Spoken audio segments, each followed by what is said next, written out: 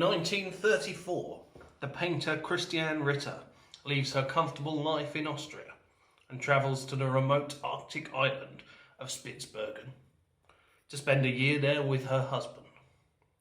She thinks it will be a relaxing trip, a chance to read thick books in the remote quiet and, not least, sleep to my heart's content. But when Christiane arrives, she is shocked to realise they are to live in a tiny ramshackle hut on the shores of a lonely fjord, hundreds of miles from the nearest settlement, battling the elements every day just to survive.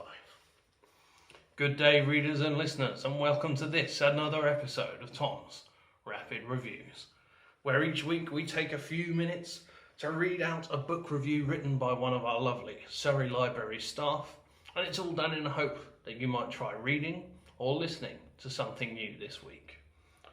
So without further ado, let me introduce you to A Woman in the Polar Night. A Woman in the Polar Night is a work of non-fiction telling the story of Austrian painter and writer Christiane Ritter and the time she spent living in the Arctic with her husband.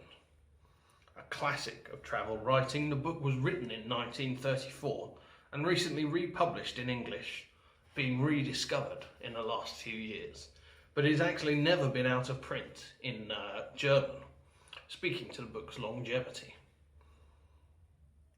Our review today comes from my colleague Lucy. Let's see what she had to say.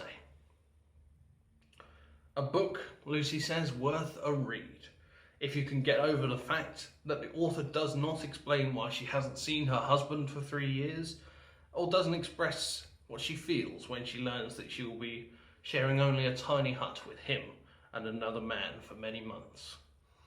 The beauty and the harshness of the Arctic will be revealed before you. Written in times when female accounts of surviving in the wilderness were rare, Ritter's story is extraordinary. I utterly loved coming back to it to experience the peace of a life in such closeness to nature and to appreciate the aesthetics of it. On the strength then of that review, Tom's Rapid Reviews would like to give A Woman in the Polar Night 4 out of 5. A rather unique book then, and one Lucy clearly enjoyed. There are only a few copies to be had, so if you do want to borrow this book from us, best to get a reservation in. You can do this on the Surrey Library's website. Travel diaries, though, are a popular genre, and A Woman in the Polar Night is but one example. Perhaps you'd like some other recommendations. As is our aim, Tom's Rapid Reviews have got some for you. The Lost Pianos of Siberia takes its own unusual approach to travel writing. Through author Sophie Roberts' journey, we discover the history and the heritage of piano music in Russia, especially Siberia, and how it has run through the consciousness of the people ever since it was brought to prominence in the time of Catherine the Great.